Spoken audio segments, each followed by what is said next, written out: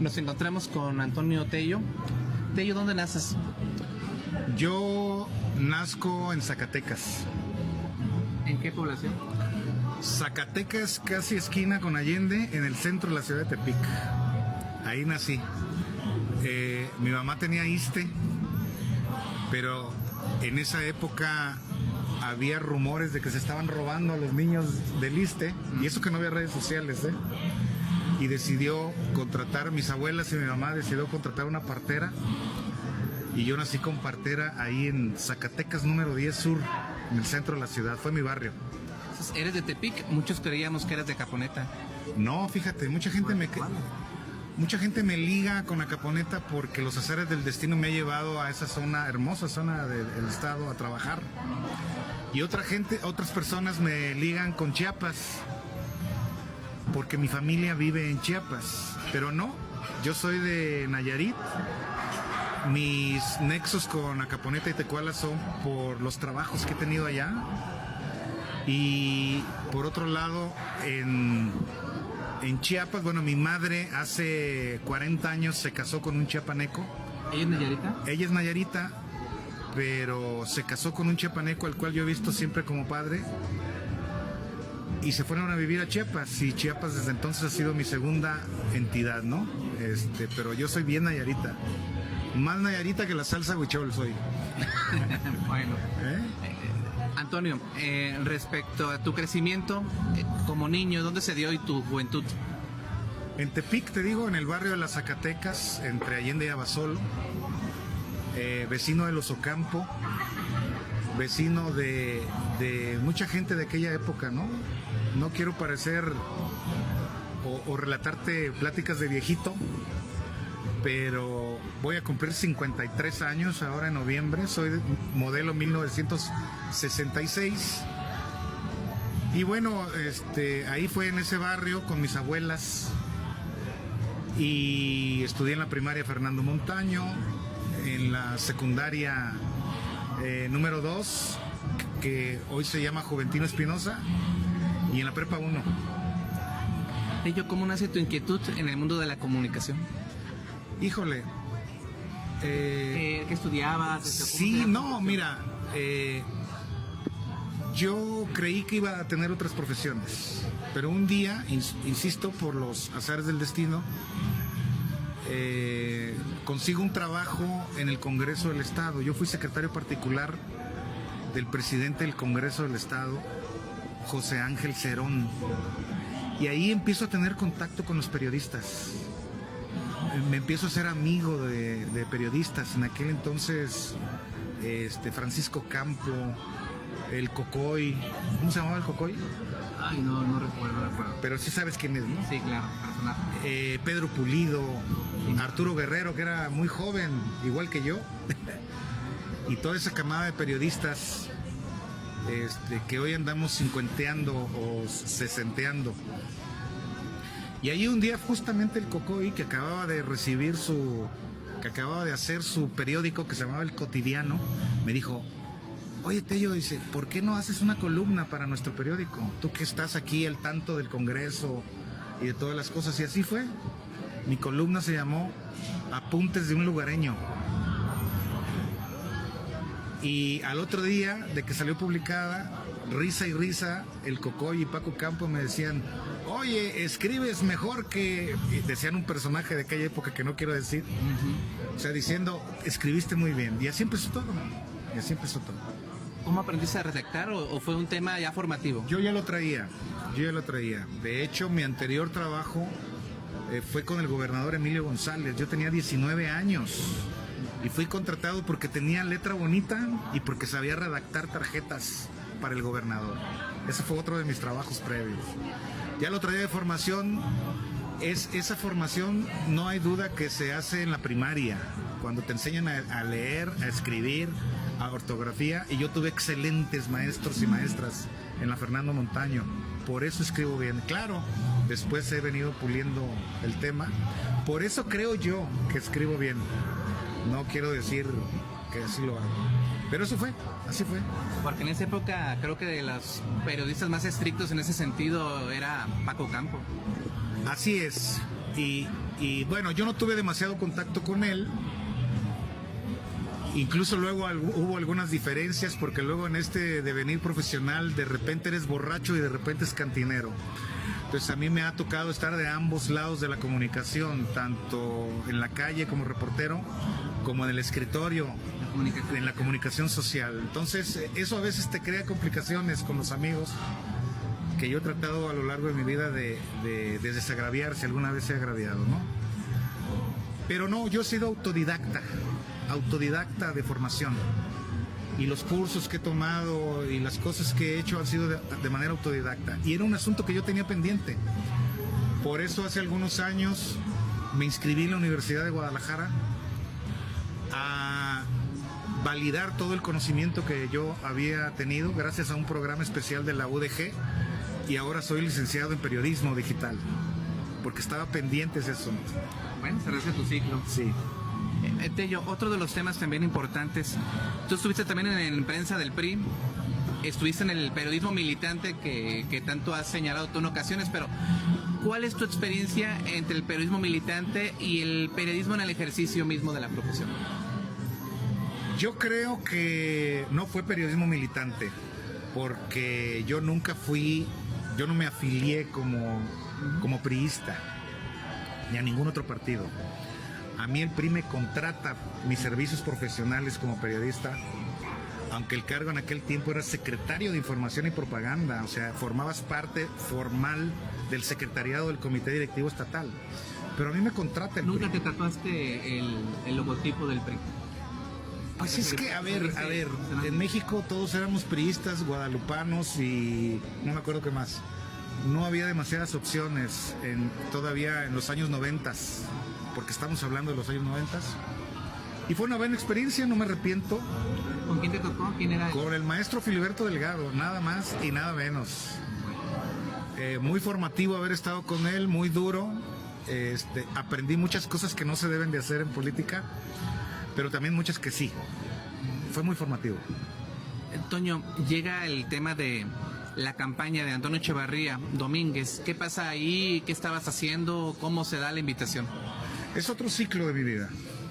Del PRI me fui a Meridiano, llegué yo a ser editor de Meridiano, y ahí se empezó a cubrir en aquel proceso electoral que empezó en el 98, el preproceso. Y a mí me asignaron la fuente de Antonio Echevarría. Yo empecé a cubrir sus actividades, su precampaña y todo eso. Y ahí hubo una empatía, y fue el entonces aspirante y luego candidato el que me invitó a su campaña. Fue todo un hito en mi vida. Yo recuerdo perfectamente cuando entré a la casa de campaña del candidato opositor y vi los logotipos del PRD, del PAN, del PT, y dije, ¿qué estoy haciendo aquí, no? Porque era inédito que te aventuraras en ese tipo de... En esa época, claro. O sea, estaba todo el Estado en contra. Teníamos de procurador a un procurador muy fuerte y al que se le atribuían muchos abusos. Y sí había temor, pero dije, órale, nos aventamos y ya estoy aquí. Ganamos y nos fuimos al gobierno. Y estuviste ya como funcionario público. ¿Cuál fue tu experiencia? Bueno, pasar por el servicio público, otra etapa de la vida, yo te puedo decir, con eso tuve. Nunca, jamás he vuelto a querer ser funcionario ni servidor público, porque yo sostengo que el servicio público es muy difícil, complicado, ¿sí? Porque, y sobre todo en un estado como Nayarit, donde el gobierno tiene que ver con la generación de casi toda la economía del estado, ¿no? Todo gira alrededor del gobierno. Entonces tú como servidor público tienes complicaciones más allá del ejercicio del servicio público. Estuve en la se llamaba entonces Unidad de Prensa y Relaciones Públicas, así se llamaba. Después la convertimos en Coordinación de Comunicación Social. Estuve 1 año y medio y después me mandaron a formar los medios públicos, ¿no? Evolucionamos o modernizamos Radio Aztlán y fundamos el canal de televisión. Bueno, ya existía de 6 años atrás pero no había evolucionado. Era muy primario lo que hacía el canal de televisión. Nosotros lo convertimos en un verdadero canal de televisión. Primero como 11 TV Nayarit, ¿te acuerdas? Después como RTN. Y a la fecha ahí siguen los medios públicos. Mucho se comentó que cuando ganó Ney, hubo un incidente, creo que él te había ofrecido, o desmiénteme, que siguieras tú como funcionario. Sí, sí hubo un ofrecimiento. Alguna vez escribí entonces que platiqué con el entonces gobernador electo Ney González y que esa plática me parecía como el encantador de serpientes y la serpiente con la flauta. Lo malo es que yo era la serpiente, ¿verdad? No quiero dar más detalles de eso. Pudo ser, no se dio. Y... ¿Te dio una mala jugada? No, simplemente que era el nuevo hombre en el poder y él quería mover sus cosas. Creyó que a lo mejor yo podía continuar, pero no se dio y adelante, ningún problema, ningún rencor, ningún nada por el estilo, ¿no? Tras esa etapa de Coney, ¿qué sigue? Bueno, de ahí nació Nayarit en línea. ¿No te fuiste previamente a Chiapas? No, Estamos con la idea de que te has ido a Chiapas primero. Yo permanecí en Nayarit, salí en septiembre de 2005 del gobierno, permanecí en Nayarit hasta febrero. Y en febrero me fui a Chiapas, pero por unos meses. Pero ya en enero había fundado yo mi blog, que después se llamó Nayarit en línea, porque le dedicaba yo tanto tiempo al internet en ese entonces, que empezaba, que dije, voy a hacer un blog, voy a hacer una página. Entonces, en enero de 2006 nace Nayarit en línea. ¿No asumes en ese intervalo alguna responsabilidad en Alica Medios? Fue después, en ese mismo año. Ajá. Fundo Alica Medios, o sea, a mí me entrega la familia Echevarría 2 estaciones de radio, las históricas de Caponeta y Tecuala, estaban en muy malas condiciones, semi-muertas, y me dan la función de renovarlas, de modernizarlas, y conmigo nace la empresa Alica Medios, y lo que hoy es La Patrona y Radio Red, allá en el norte de Nayarit, ¿no? ¿Y qué pasó? ¿Por qué no te quedaste más tiempo? No, estuve 10 años. No, de 2006 a 2010, 4 años en Alica Medios. Pero a la par seguía yo construyendo mi página y la página iba creciendo. Hubo un momento, a principios de 2010, que yo hablé con el contador Echevarría, el padre, y le dije, señor, muchas gracias por la oportunidad, pero me voy a hacer mi propia empresa. Ahí decido yo convertir a Nayarit en línea, mi página que esporádicamente publicaba, convertirla en una empresa periodística. ¿Es mentira entonces que te haya despedido Antonio Echevarría? Jamás. Yo no sé quién haya dicho eso. Jamás. Fue totalmente acordado, totalmente... Es más, desde el primer mes de Nayarit en línea ya como empresa, uno de los primeros patrocinadores, una de las primeras empresas a la que les vendí publicidad fue Embotelladora del Nayar. Y eso es una muestra de que nunca tuve problemas con ellos, nunca. Después de esto, ¿cómo se da el crecimiento de Nayarit en línea? Bueno, pues todo el mundo lo sabe. Justo cuando yo decido dedicarme de tiempo completo a Nayarit en línea, que ya tenía 5,000 vistas diarias y que ya tenía cierta presencia en el estado, pero cuando me decido a dedicarme de tiempo completo a Nayarit en línea, empieza la ola de violencia. Y entonces Nayarit en línea se convierte en la referencia de las noticias de violencia en la ciudad y en el estado. Alguna vez un amigo me dijo, oye Tello, tú tan chingón, premios de periodismo y te fuiste a convertir en un periodista policíaco. Así me dijo, como diciendo que ser un periodista policíaco era lo peor. Y yo digo que hay periodistas, no hay policíacos, ni hay sociales, no, hay periodistas. Y le contesté, Nayarit se volvió policíaco.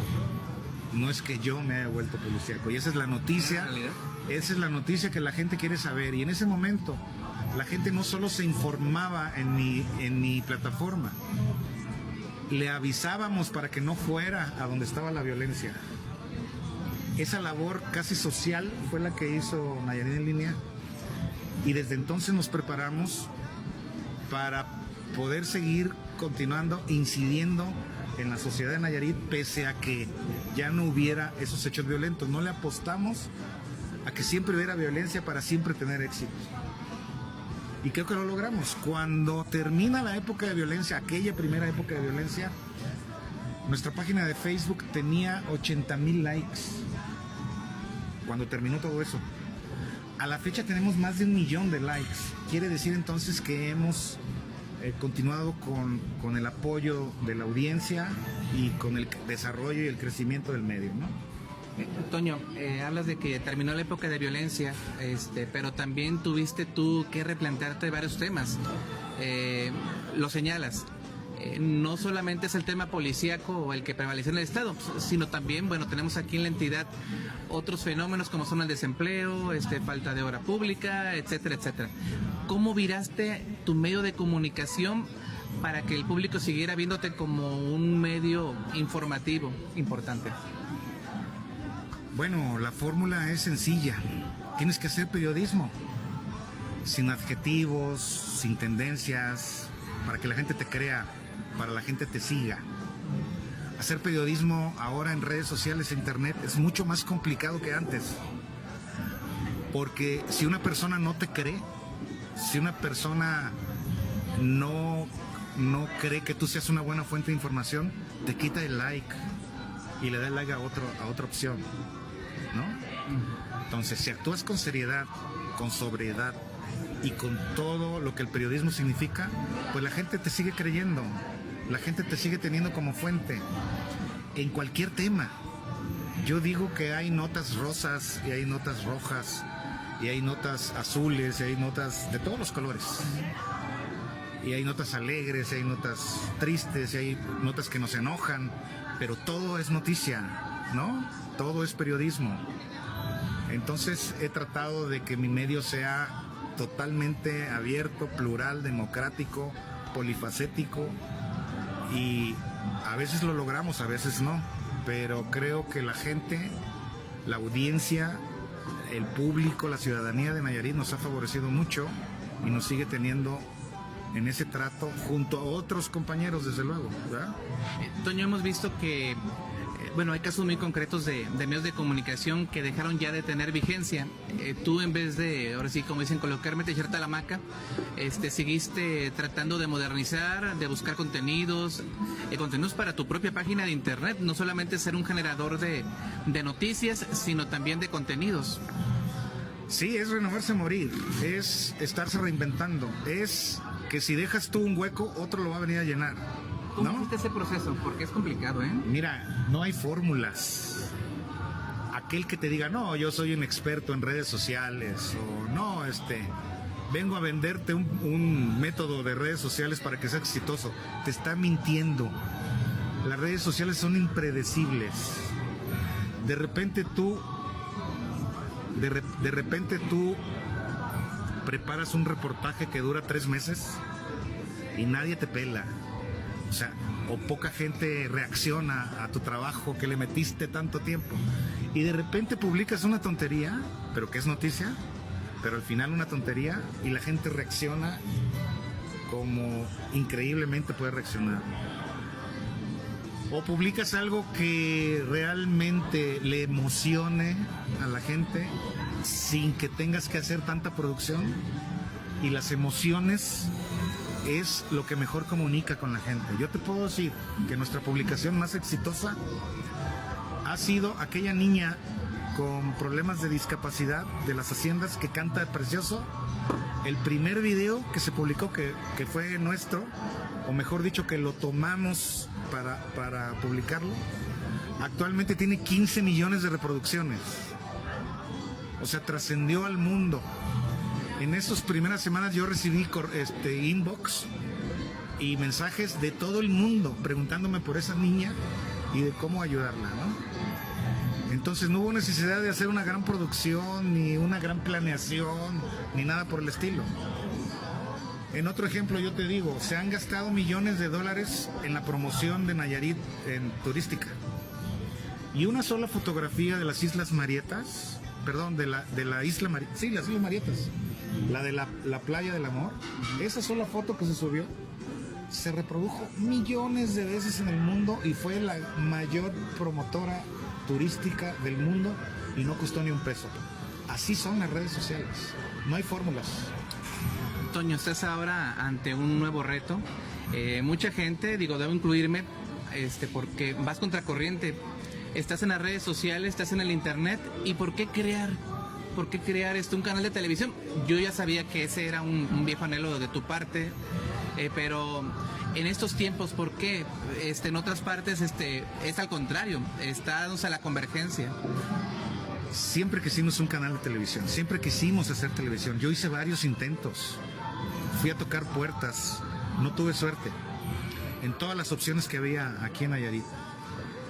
Y claro, no es lo mismo un canal de televisión hace 20 años que ahora. La tendencia dice que todo se va al mundo digital y que los medios convencionales tienden a decaer. Pero yo digo que ahora que hubo una reforma de telecomunicaciones y que cualquier ciudadano pudo haber aspirado a tener una concesión, y por eso lo hice, creo que en Nayarit aún se puede hacer mucho con la televisión abierta. Un reciente estudio de opinión de la Autoridad de Telecomunicaciones dice que en Nayarit el 46% de la población ve televisión abierta todavía, cuando uno cree que no. Uno cree que todo el mundo ve Netflix y todo el mundo ve... Mercado, pues. Sí. El 46% todavía ve televisión abierta y el 80% ve ambas televisiones, ambas señales, la de paga y la abierta. Entonces creo que aún se puede hacer mucho contenido. Creo que se puede hacer una sinergia entre lo que tenemos en internet más la televisión, y creo que se puede construir nueva audiencia y nuevo mercado para la televisión abierta. ¿Con cuántos socios te aventaste esta empresa? No tengo socios. Perdón.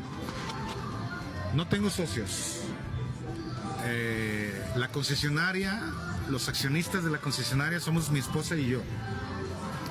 Pero sí tengo acuerdos comerciales importantes que me permitieron financiar todo este proyecto. Tengo acuerdos comerciales con Grupo Alica. Eso es evidente, no lo puedo... O sea, todo el mundo ve cuáles son los anuncios que tenemos. Tengo acuerdos comerciales con Grupo Antromex. Tengo acuerdos con muchos amigos empresarios, varios amigos empresarios que le apostaron a mi proyecto y que tienen contratos importantes de publicidad conmigo que me ha permitido financiar este inicio del proyecto. Entonces, Grupo Alica no es tu socio. No es mi socio.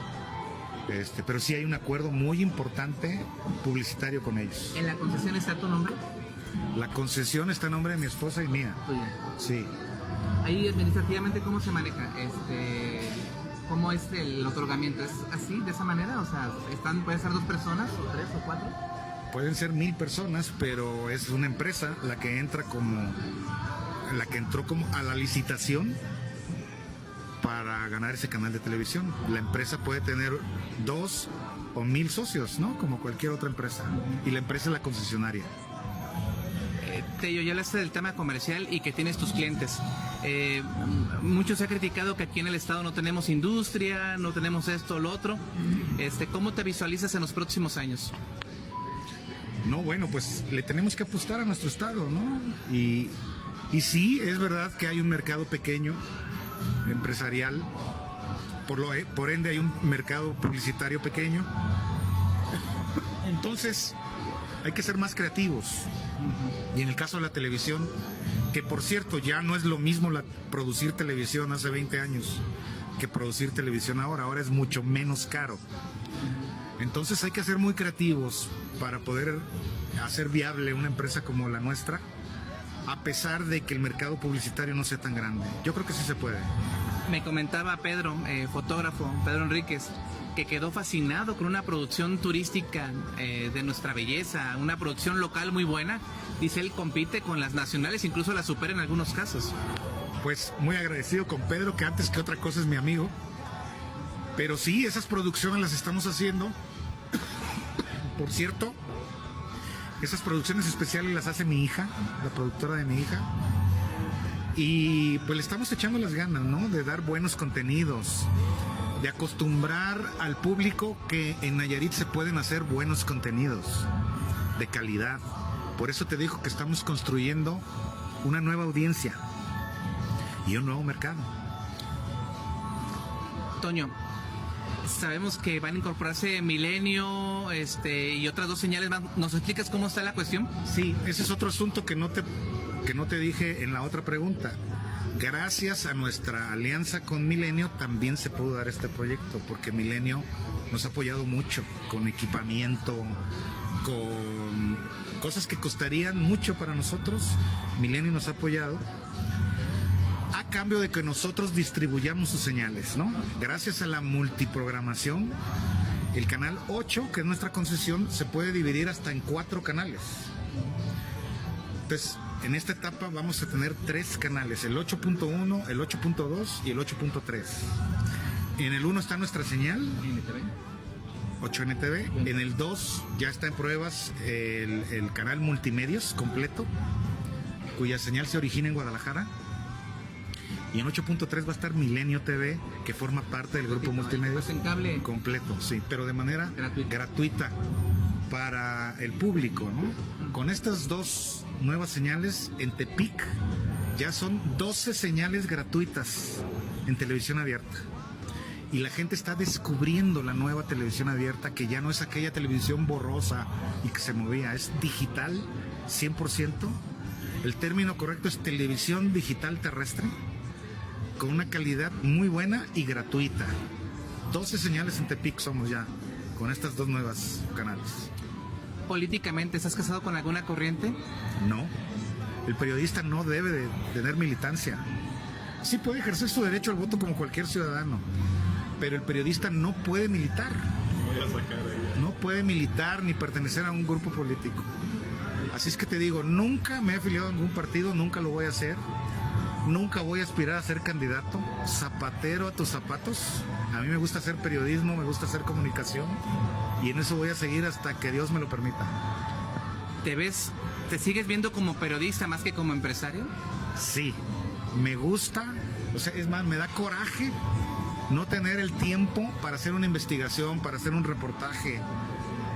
¿Te acuerdas del reportaje que hice de Grupo Vidanta hace 4 años? Fue lo último que hice fuerte, y me da coraje no tener tiempo para hacer más. Pero le doy toda la facilidad a mis periodistas, a mis colaboradores, para que se desarrollen, para que lo hagan, para que compitan por los premios de periodismo. Creo que yo ya no estoy para eso. Y que hagan buen periodismo en Nayarit, ¿no? Y un día, a lo mejor cuando ya no pueda hacer muchas cosas, me gustaría ser maestro de la universidad. A lo mejor la poca experiencia que tengo le puede servir a las nuevas generaciones. Toño, ¿cuántos hijos tienes? ¿Tu familia? ¿Cómo ha sido tu proceso humano? Mira, yo siempre he mantenido mis cuestiones familiares no públicas. Si tú ves mis redes sociales, nunca aparece mi familia, mis familiares, todo, y lo hago por protegerlos. Tú sabes que en México el ejercicio del periodismo es uno de los más peligrosos del mundo, uno de los países más peligrosos para ejercer el periodismo. Y tú sabes que vivimos en un lugar que está en medio de los 2 grandes cárteles del país. Sigo protegiendo y reservando los asuntos familiares, y yo te pediría que me ayudaras con eso. ¿Sale? Otro de los temas, Tello, ya en el tema ya más personal, pero sin adentrarnos tanto en tu cuestión familiar. Como ser humano, ¿cómo ha sido tu crecimiento? Supimos públicamente, te lo tengo que preguntar, veniste de relaciones complicadas que permearon incluso en la opinión pública, y tú aún así seguiste siendo Antonio Tello, el periodista, el hombre que se mantuvo siempre ecuánime en muchas circunstancias.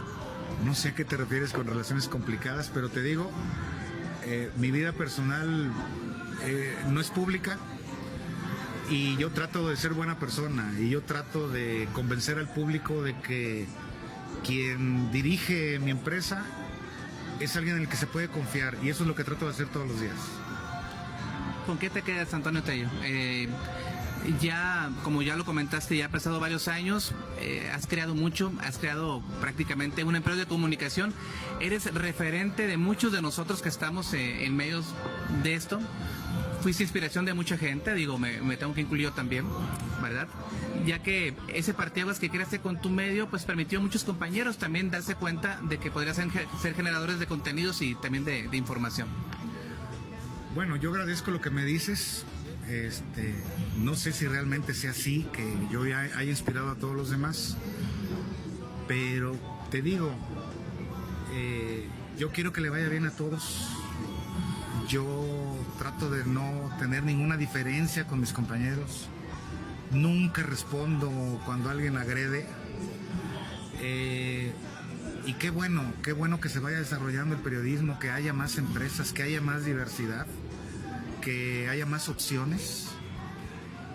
La audiencia lo va a ganar, el público lo va a ganar, ¿no?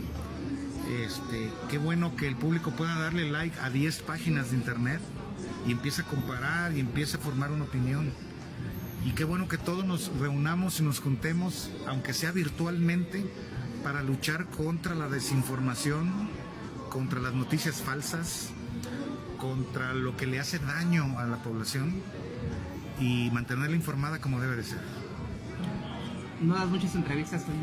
No, fíjate, yo digo que el periodista trabaja en dar noticias, no en ser la noticia. Un periodista que se convierte en noticia no está bien. Por eso yo nunca ando en protestas y nunca ando diciendo que me pasó esto, que me pasó lo otro, o que me bloquearon, o que me hackearon, o que no sé qué tantas cosas. El periodista no debe de ser la noticia, no debe convertirse en la noticia. Hace 3 o 4 años me asaltaron en Guadalajara. Me quitaron el carro, me apuntaron con una pistola a mí y a mi familia. ¿Lo supiste? No. Digo, tú lo supiste porque eres mi amigo, pero yo no lo publiqué. No, claro. ¿Cómo me iba ahí a victimizar y a decir, ay, pobrecito de mí, me asaltaron? No, mejor me fui a investigar cómo anda el asunto de la inseguridad en Guadalajara, de que todos los tepicentes de alguna manera vamos, ahí vemos terrible el asunto de Guadalajara. Pero insisto, el periodista no debe de ser la noticia, por eso casi no doy entrevistas, pero a ti no te lo podía negar, amigo. Bueno, después de tantos tiempo que te estuve solicitando la entrevista, ¿verdad? Pues Antonio, muchísimas gracias. Gracias a ti. Y no me cargo, dime. Antonio Tello, director de ntv.com.mx y de 8NTV. Lo que me ibas a decir. Dice ahí un refrán que ahorita no recuerdo el autor, pero me encanta. La prensa, el periodismo, es la artillería de la libertad. Hay que seguir luchando por la libertad. Perdón por meterme la pregunta, pero ¿qué sentiste cuando empezó la gente a ubicarte como Mito Tello? Ah, eso te faltó decir, A ver, ¿de dónde se...? O sea, creo que la gente te ubicó, empezó a Mito Tello. Cuando estábamos en la época de las balaceras, Sí. Me llegó un mensaje privado con una muchacha que me hizo unos versos. Tello, tengo mello, pero tú siempre no sé qué, Mito Tello, ¿sí? Ella fue la primera que lo dijo. Y yo mismo me chingué, entre comillas. Yo agarré ese mensaje y lo hice público y les dije, miren nomás lo que me escribe. O sea, es que me hizo mucha gracia. Me hizo mucha gracia. Me encantó porque me lo escribió no para ofenderme, Una foto al muchacho. ¿Puedes subirte una foto? Yo soy mi totero. No, pues por eso, mi totello, tú. Es buena O anécdota. sea, esta chica no lo hizo por ofenderme, al contrario, sentí que me estaba homenajeando con lo Claro. que escribió y yo lo publiqué, Uy, muy buena esta, no la sabía. yo mismo lo publiqué ahí en Facebook. Mire, Yo me pregunté por respeto. y entonces todos, Qué bueno que me dijiste. y entonces todos me empezaron, ¡ay, mi totello, mi totello, mi totello! Y podemos decir que se me quedó, Todavía la gente lo- pero hay quien me dice así para ofenderme, la mayoría, o sea, los que me quieren disque ofender o agredir me dicen mi totello, pero yo lo veo como ese homenaje de aquella chica que lo escribió por primera vez y que yo mismo lo publiqué. Pero no te ofendes. No, claro que no. No es. Es que depende, a ver, cuando a ti te dicen eres un cabrón, depende del tono en que te lo digan, te molesta o te gusta, ¿no? O cuando te dicen eres un chingón, o como chingas, o sea, es el sentido. Entonces yo creo, insisto, los que aún me siguen diciendo así creen que me agreden, pero si ustedes revisan los comentarios de la gente que me sigue, casi no me dicen así. Más bien eso se quedó acá en la clase enterada, la clase política, pero hacia abajo creo yo que no permea, no me molesta, ¿sí? Pero así fue, esa es la anécdota relacionada con eso. Muchas gracias, Peña. Muy bien.